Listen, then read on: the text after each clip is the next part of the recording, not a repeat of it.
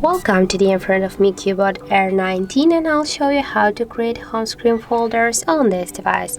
So first you should hold for a while the app and drag this application to the another application by this way. And as can you see, we got here the new home screen folder on our device. And now just if you wanna add here one more application to this folder, hold for a while the other app and just by the same way add it here.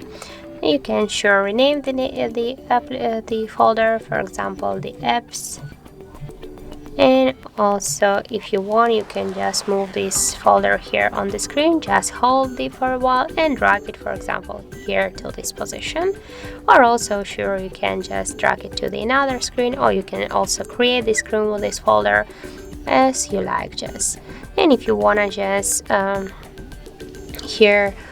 just to remove the application from this folder, hold this for a while this application and drag it here to your screen, or also like this way you can just ungroup these applications and to remove the folder.